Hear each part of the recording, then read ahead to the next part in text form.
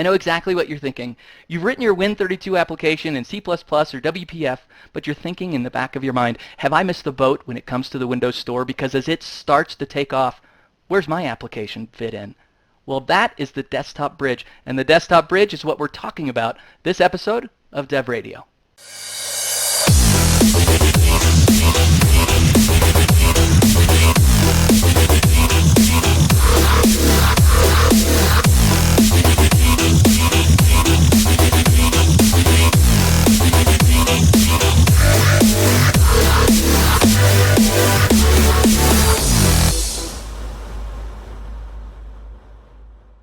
Hi, and welcome to the next episode of Microsoft Dev Radio.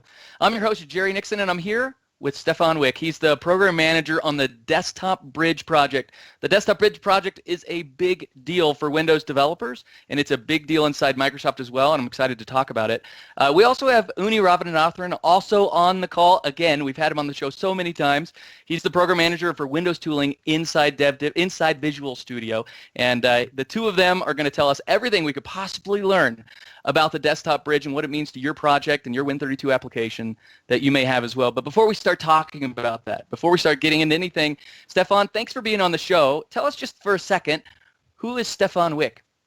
Hey, Jerry. Thanks for having me. Yeah, my name is Stefan Wick. I'm a program manager lead in Windows. My team is working on the UWP app model, and as part of that, we have started the desktop project, Desktop Bridge project a couple of years ago, and we released it in the last year as part of the Windows 10 anniversary update, and just recently with the Creators Update, we've refreshed it with a couple of new features.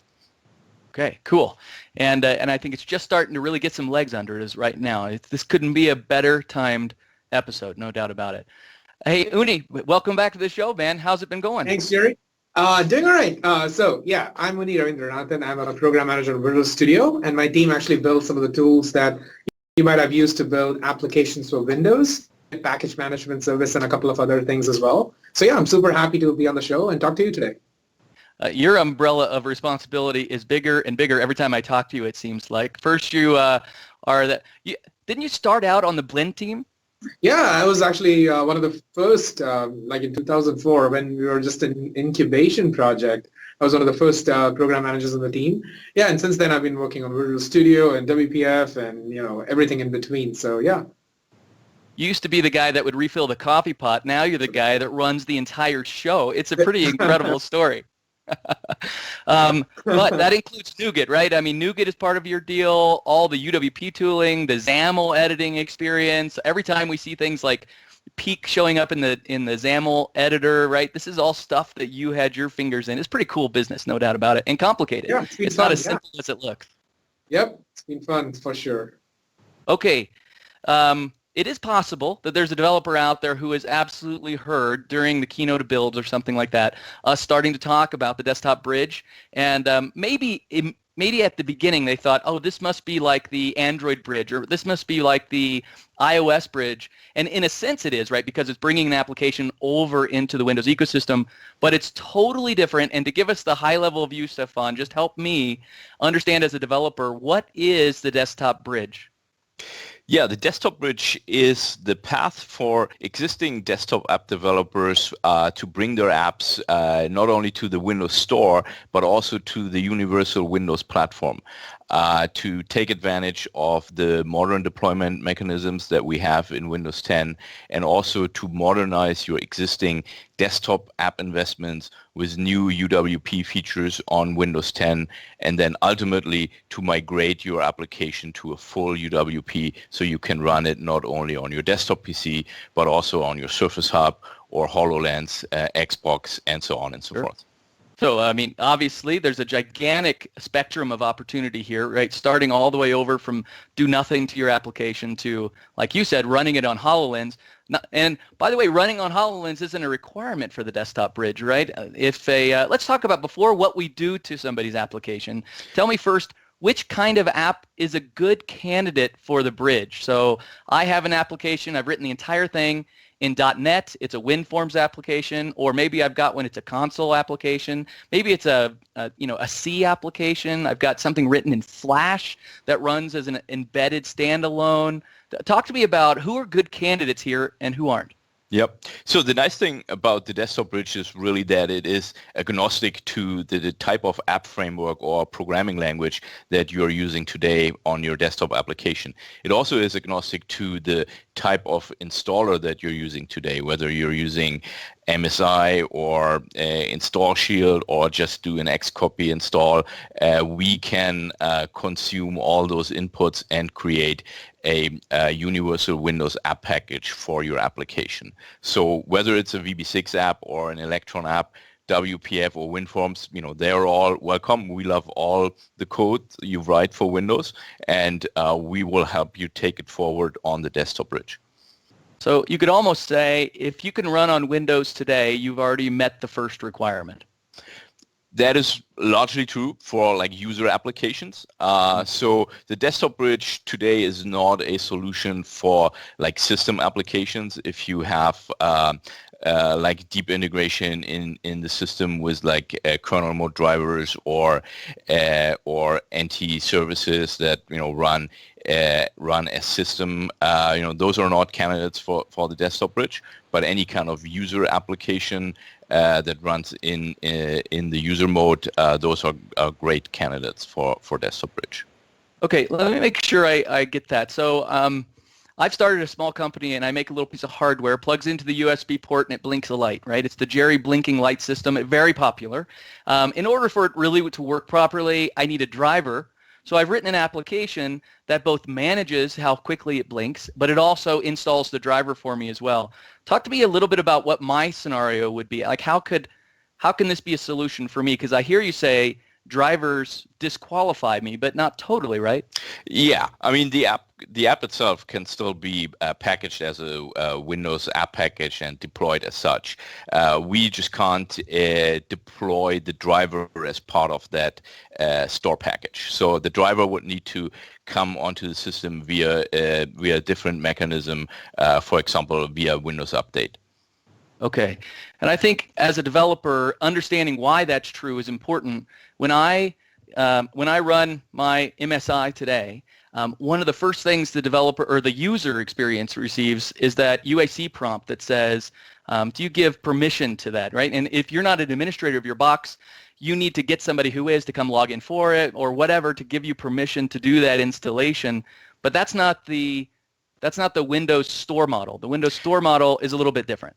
Yeah, that's correct. So the world of MSIs and the Win32 app model at large, if we can even call it an app model, goes back many, many decades, and it was invented in a time that where people bought their software in boxes, and you install them from a disk, and everyone's an admin, and there is no internet or other network connectivity, and security didn't really exist or wasn't an issue for computers. So that's where some of these models come from. And MSI based installers are not a very good technology in today's world, where you basically at the moment you confirm the UAC prompt, you give that application the permission to do almost anything to your system. And not only during the installation can it spit out things into your system 32 folder and totally write over everything in your registry, but also later at runtime your code can run at any point in time without user intention or user control. It will run at the full privileges, and if you ever have a bug in any of those components, a hacker could potentially cause significant damage to you or your system. In the UWP model, we are addressing all of those concerns, and that is one of the reasons why we don't install kernel mode driver or services that run in session 0 with your Windows app package, because at that point the user confidence can no longer be guaranteed. Code would be able to run outside of the user session, and we could not guarantee a clean update or clean uninstall of your package. So that is one of the important principles that we have with the modern app model on Windows, that when you install something, you can not only cleanly install without impact to other apps or the system. You can seamlessly update the app, but also you can cleanly uninstall the app, and we guarantee you that there will be nothing left on the system and no impact that you will regret later that you have ever installed this application. There will be no flavors of DLL hell or WinRot that we know from kind of the Win32 world. So this is quite a little nirvana we're living in here, where we're saying we understand the nightmare of MSI already, and we understand the big problem of elevated privilege and everything else that can go wrong as soon as you give an application too much permission. And now we're saying, one, you don't need admin access to install applications anymore. Huge win. Number two, you can install and uninstall so cleanly that you never knew the application was there after you've uninstalled it. And we can guarantee that by a set of both technology and policies that we are going to put around it. So I can take my application. You said I have a VB6 application. That's supported. Yep. I have a regular .NET application I wrote in C#. That's supported. Yep. How about a Silverlight application? I wrote a Silverlight application. Yeah, that's a good question. I'm not sure we've tried one yet, to be honest, but it should work in the same way. As I said, the desktop bridge technology is agnostic to the language or the app framework, and so if you have kind of an out-of-browser Silverlight application, that should package up as a Windows app package as well. I've written it in C or Visual C, totally supported. Yep. What about Delphi? I wrote my application in Delphi. Yeah, Delphi actually is a great example. Delphi, works great with the desktop bridge, and in fact, our friends over at Embarcadero built great tools in the latest version of their IDE, where you can essentially just do a right-click on your Delphi project and say, hey, add Windows Store support, and then what they do is basically do all the desktop bridge magic for you, and they package up your the build output as a Windows app package, and then you can go install it on your Windows 10 machine, and you're ready to submit to the Windows Store. That's nice. What about this? I've written a very successful game. I've put it up on Steam. I use Unity. Is that supported? Unity is supported, yeah. Unity actually has an even better path to UWP because UWP already supports all the Unity Surface. So if you have a Unity app on the latest version or on a current version, you can just basically convert it straight to UWP.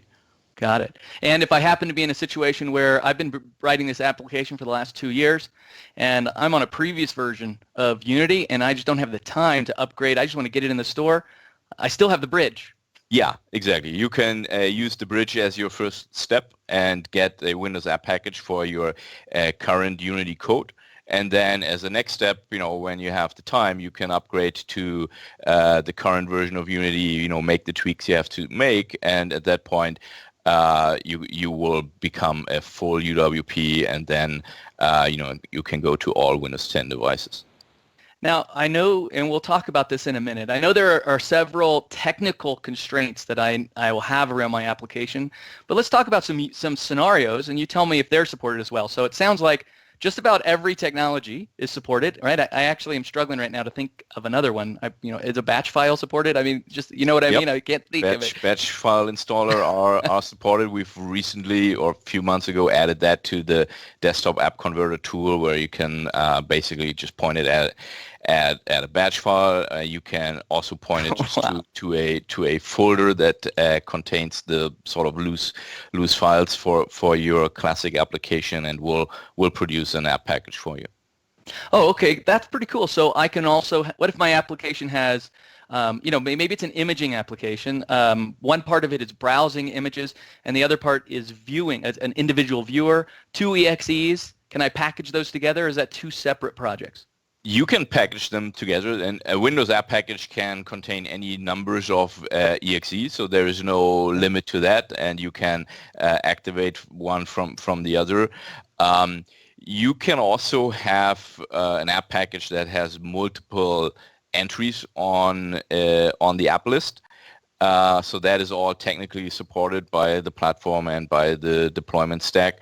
There are some store policies around that, though. So we may not allow your app to kind of put 20 entries into the app list. So that's something to check for before you try to do that. Sure, but it is possible, and if it's critical to your application, there is a path where you can get that policy The typical scenario that we've seen is there are Win32 games coming over the bridge, and they have their game as an entry point, but then they also have something like a level editor or some other configuration tool that kind of comes on the side, and so so they want to have both exposed on the app list. We totally support that. You can define two application nodes in your manifest, and then those will translate to two entries on the app list. I would say for most applications, the most common thing, the second EXE they ship is uninstall.exe. That, of course, is not supported because you don't need that. That's meaningless. Once your app has gone on the desktop bridge and you've done the conversion of your installer, then you can just right-click on the app list or on the start tile and select uninstall from there, and we'll take care of the rest. Good. All right. So another kind of application I might write is maybe a Dropbox-like application, or a OneDrive-like application. It monitors folders, keeps things in sync. We know there's a type of containment. Is that supported? Yep, that's supported. I guess you're asking about kind of the file access permissions here. And so the Win32 app that you convert with the desktop bridge still runs with the same privileges. So there are no additional restrictions that we apply at runtime. So if you were able to access all those files before conversion, you can still do that after conversion. All right, nice. How about this one? I know the answer to this one, and this is we both know this is a trick question. I write a utility because after a while, a user's registry gets a mess, and so I write a utility that cleans up the registry. Is that supported? So that's a good question. So in your desktop bridge app, you can use the registry APIs to use the registry for what it was intended to be, basically a fast database on the system to store your settings. However, we isolate the registry to the app so that your writes kind of go into your private hive that is local to your app. You can still read the system registry the same way as you were able before, but your writes are not visible outside of your app. So that is also how we prevent those WinRot problems and impact to other apps on the system.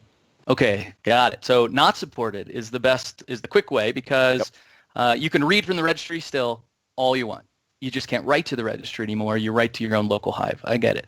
All right. So there's our first catch, right? All right. That's good. And what have we discounted? 1%. The nice thing about it, though, is that you don't have to change your code here. So if you have registry code that you've written 10 years ago, it will still work the same way. So the fact that it's being written to a private hive is completely invisible to the app developer.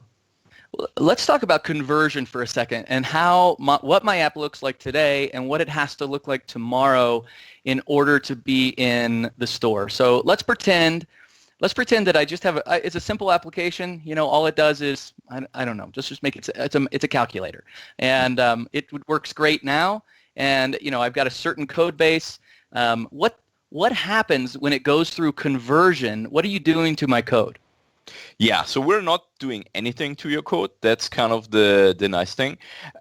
So when we say, conversion or converting the app, what we really mean is we're converting your app installer to a Windows Universal App Package, a .appx file, which is essentially kind of a glorified zip file that contains all your application binaries and content files, as well as an Apex manifest that declares to the system, how all the pieces are supposed to get installed and how they work together.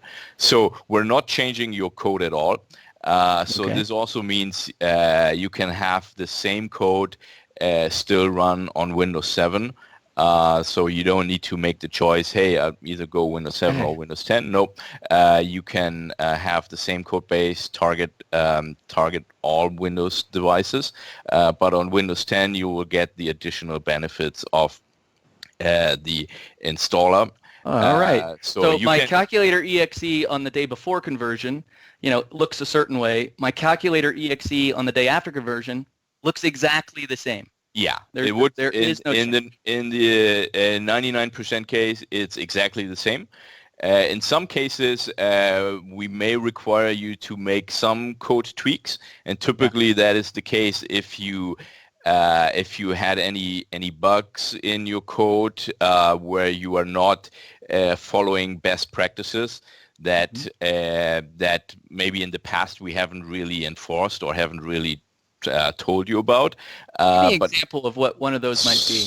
So one good example here, I guess, is going back to the registry. If you have used the registry to as kind of an inter-process communication mechanism with other applications on the system, then those would no longer work because the other apps cannot see your registry rights. So you would have to use a different mechanism for this. Another example would be if you are currently writing to your install directory, we do not allow that. And the reason for that is we need to be able to ensure seamless differential updates. So this way, we cannot allow the app to change the installation directory, because then we wouldn't know how or where to update new files coming from the store. So all your writes will have to go to a separate directory. So those are kind of typical changes. I can't wait to talk to you about these differential updates, because it's an unbelievable offering that's part of this deal. But I want to talk about that later. I want to still talk about changes to my code. What if inside my calculator, which is a pretty straightforward application, one of the things I do is under help about is I do check to make sure there's not an update available. And so I go back to my website, what's the current version and what's the version that's running. What about that type of scenario when I have that in my code? Yeah, you would be best advised to just delete that because you no longer need it, because now your calculator will get automatic seamless differential updates from the Windows Store, and you don't need to write all that code yourself anymore. What if I have a link in there in the same dialog and it just says, click here to see our other products? I know I'm delivering that through the store. Is that allowed for me to show my other products? That's a policy question where I'm not 100% sure what the right answer is there. So, I think it is. Unni, do you know? Technically, there's no reason not why it would not work. I'm going to guess as well. My guess is you probably can launch the Windows Store automatically, and on that particular page, like your own description page, the users can discover other applications that get listed on the same page, right? Yeah. So that is probably one way of getting people to discover more of your applications or your firm's applications via the Windows Store. Yeah. Okay. All right. So let's forget about my calculator app for a second. Now I want to talk about my Notepad app that I wrote in .NET. and I have written this application specifically in .NET 4.0. And the reason I did that is I want to support all my existing customers on Windows XP, which I know it's not supported, but I've just got so many customers. I don't want to upgrade to .NET 4.6.1 that is not supported on XP. The way I read the documentation, do I need to upgrade to .NET 4.6.1? So your app needs to run on 4.6.1 because that is the version of .NET that ships in the Windows 10 anniversary update, which is the minimum version for desktop bridge apps. So that is a requirement. You cannot redistribute like .NET 2.0 or .NET 3.5, or you cannot hard require that, any of those versions by your app. So as long as your app can work on 4.6.1 and does not redistribute any versions of .NET, you will be fine. So generally speaking, a .NET application pretty far down, I think 2 may actually be how far back we can go, is supported with 4.6.1 installed on the machine. And so where I may have had, let's say it's .NET 4.0, my application's 4.0, part of my installation is to make sure 4.0 is installed on that machine, just like we've done for years, to make sure that the framework is there before we install our application because it requires it. That may be one of the things I need to take out, not the upgrade to 4.6.1, just the check to make sure that 4.0 is not installed, because now with 4.6.1, if they have the store, if they're running Windows 10, they already have 4.6.1. I can count on it being there, and I can count on my app. Yeah, you need to remove the check, and then also you have to make sure you do your testing that it actually works, and you don't depend on any specific quirks there. My desktop application has to be tested? Just kidding. I'm just teasing. Yeah, that's one of the requirements. Are you crazy? We've never had that before. All right, so let's kind of step back just for a second, because one of the things we talked about was the unique installation, the unique uninstall. We talked briefly about how you can't write to the registry anymore, but you can read from the registry just fine, but you can write to a local registry that no other app can see. Yeah, you can write to the registry. It's just those writes don't end up in the global shared registry. Right.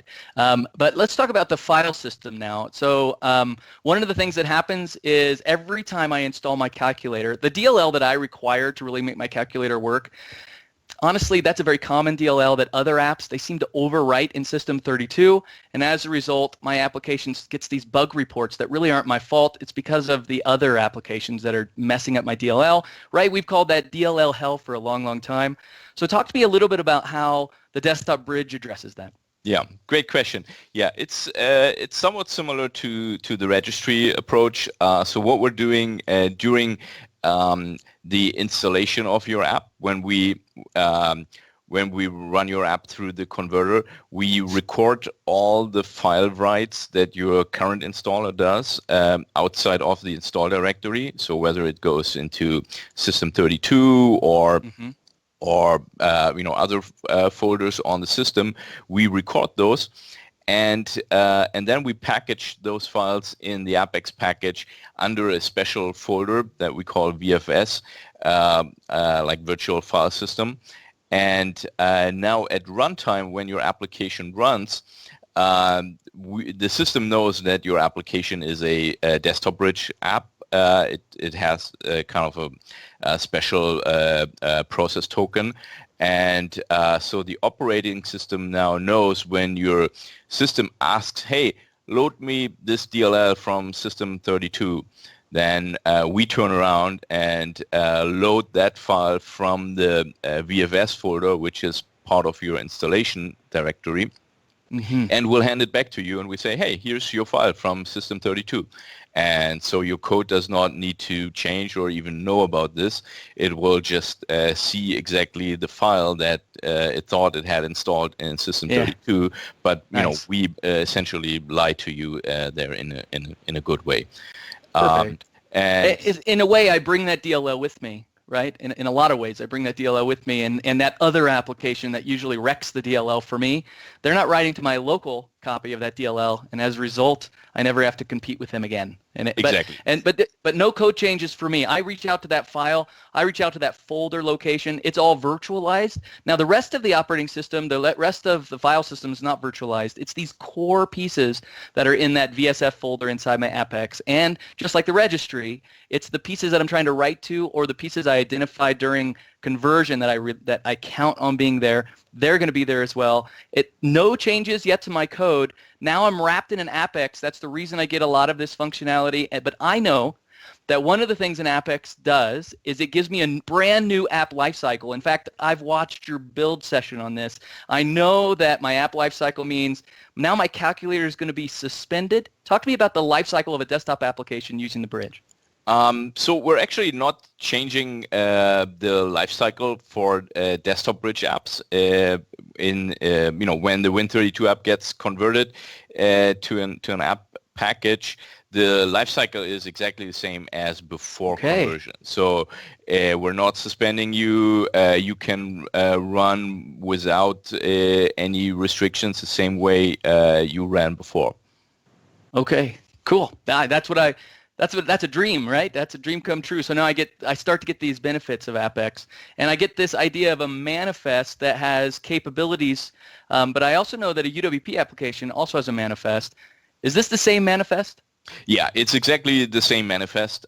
So what we've done with the desktop bridge, we have extended the UWP app model to accommodate those converted Win32 applications. So you can identify such application by the run full trust capability that needs to be declared in the manifest, and also by the entry point for the application that has the special Windows.fulltrust entry point declaration. This way the system knows how to activate this type of application. But other than that, everything is exactly the same. It's a UWP Apex manifest. You can declare all the UWP things in there the same way you do it for UWPs. You can declare your visual assets for like start menu tiles and so on in the exact same way. In fact, there we can leverage all the tools that Unni's team has built to manage those visual assets, for example, or to declare extensions in the manifest with Visual Studio 2017. That manifest editor is actually very, very beautiful and powerful. Well, Unni, that's a great question. All right, so I can right-click my Apex manifest. It opens up in Visual Studio. I get a full editor, and I'm looking in every tab, and I'm scrolling and trying to find that run full trust checkbox. Could you tell me where that is? So that's not there today, so to speak. It's coming there, and it's coming to the manifest editor in the near future. So we're working with the Windows team to expose the capability in a slightly more broader way to today. Today, you have to, unfortunately, edit the manifest file and set the capability by using the text editor. But then you can revert back to the manifest designer for the rest of the capabilities, like Stefan was talking about before. Okay. Well, I am a developer. I'm not totally afraid of editing XML as long as you have the right guidance and things like that around it. But I think that's great because a lot of developers, I think, do scroll around a lot looking inside the designer. Where is this piece for run full access? It's one of those things where you right-click and say, view code. That's right. You do it from there. Yeah. If you were to use the converter, it already sets all these capabilities for you. Beyond there, you're just tweaking the manifest for your requirements, your assets, your brand, and so on and so forth. In that particular scenario, everything is set up. But yeah, if you were to start from scratch or essentially not use the converter, then you would want to do this. And that's something that we're going to make it go away in the near future. Okay, so we're almost to the converter then, Stefan. I've done everything you've said. I've gone into my calculator. I've removed the thing that says click here to upgrade to the latest. I let the store handle that magically somehow for me. I've got, what else? I don't write to my install folder. I make sure, I use the registry correctly. I understand that I can't use elevated privileges anymore, so I've got kind of all those things. Now, my calculation engine that runs as a Windows service, talk to me just a little bit about what my options are there. Yeah, so you can't deploy an anti-Windows service with an AppX package. Again, it goes back to the user confidence and the impact that your app installer should have on the system. But then, if you are a calculator application, obviously my first question would be, why do you need a Windows service to do that? And more than likely, that was just a choice because you could do it, but Right. That's really the right tool for the task. So if you have I'll look past that. You're questioning my architecture over my calculator here. All right. Well, what about Stefan? What about the similar thing of running in the tray? Can I have my application at least run in the tray? Yeah, you can run in the tray. So that is totally supported for desktop bridge applications. So if you're doing that today, you don't need to change anything. It will just continue to work. But also, I mean, for your calculator that may need to run like very long running calculations in the background for hours and hours. So there are better ways to do that don't require an anti-service. So from your app, you can spin up a background task or a background process that can take care of those calculations, and those operations can go beyond the lifetime of your foreground application. So there are good options available for you for those scenarios. There's a handful of things my application. Yeah, go ahead, Unni. A good example of the tray feature that I'm actually using as we speak is Slack. Slack's available in the Windows Store, and I actually really depend on that tray feature to see when there's a new, new message that's available, or a new, new thread has started or something like that. So yeah, it's actually super helpful. Stefan, what do you say to people who they're writing a UWP app, not a Win32 app, but they want to write a bridge app now because they want to leverage things like running in the tray. Is that a possibility to kind of do this backwards? So I wouldn't call it backwards. Okay. So, but if you're coming to UWP and you want your app to run on like all the Windows 10 devices, and therefore you want to use as much of UWP as possible, and not rely on any Win32 components or APIs that may only be applicable and supported on desktop. There is a way for you to do that, and as part of the desktop bridge, we support you here as well. So you can move to like full UWP for the majority of your code, and let's say out of the 10 features that your app has, 9 are applicable and supported on like all Windows 10 devices, including IoT and HoloLens and phone and so on.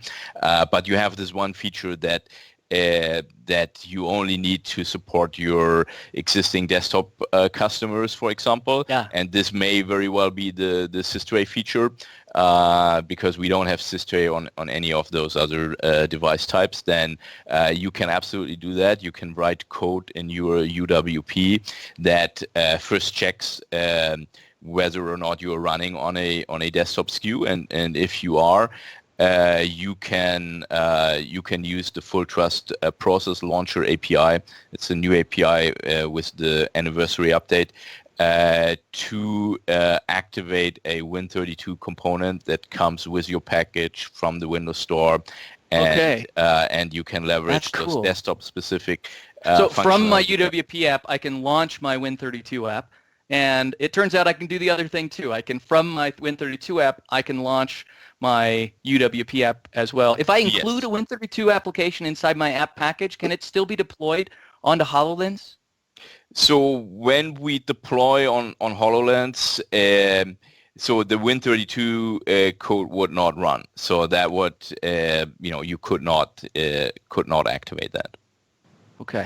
Okay, so Unni, I'm back to the manifest again. I know there's capabilities I can add. One of them is run full trust, but even as let's say I only have a Win32 application, I can do things like I can do things like open with, right? Because my application maybe always has a special file type. Is that still an option for me?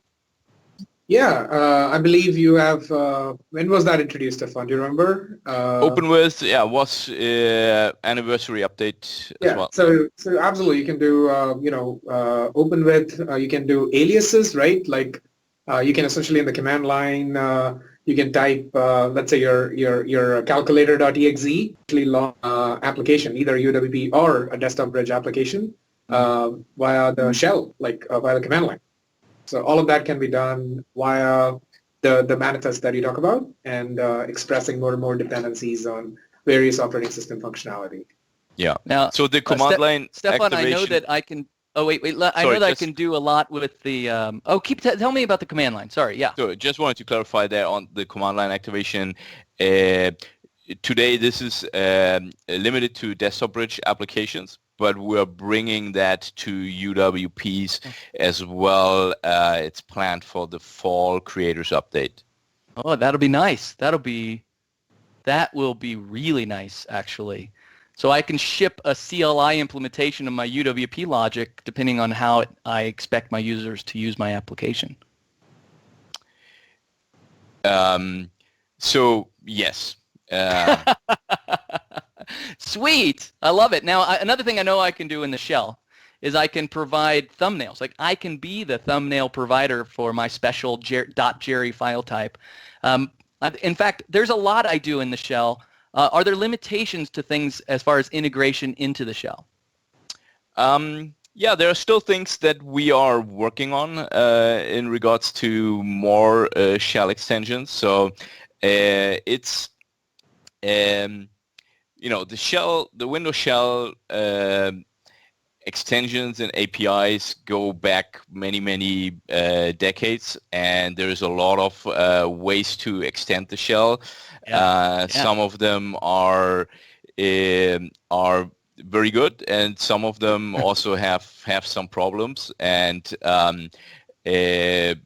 may result in user experiences that are not ideal today in the Win32 world, for example, where any app can integrate with the Windows Explorer and run code inside the Windows Explorer process, which leads to a lot of instability in the Explorer, and that's not something that really the Explorer team or Microsoft can do much about, because it's third-party code that has registered itself to run in that process. So what we're doing with the shell extensions, when we bring them, when we expose them to desktop bridge apps and to UWP apps, we want to make sure all of those follow an out-of-prog model where we run the extensibility code out of prog. So even if the third-party code has a bug, it won't bring down the user's system or the user's Explorer process. So that is work we're still making a lot of progress on. I want to ask you then a little bit about out of process. So my calculator, when you run it today, you just double click that exe and it's good to go and it's ready to go. But when I'm running it inside your Apex, it's running in a different context. And do I understand it correctly? It's running inside an app container. Is that right? That's not exactly correct. So the app container, or what we generally refer to as the app container, is where your UWP application runs. So if you build a pure UWP, it runs in the app container, and that is sometimes we call that the sandbox. Yeah, that is a security boundary for your application. When you start with the desktop bridge and you convert your installer and then run your converted app, we do not run that code in the app container. It runs in the same unrestricted way as before. There is no security boundary that we're adding. However, we are running it in a different sort of container, and that is the container that ensures the registry redirects and the file system redirects that we've been talking about. Got it. So when you say run full trust, it really is running in full trust. That's the reason I need to have that restricted capability in the first place. That makes plenty of sense.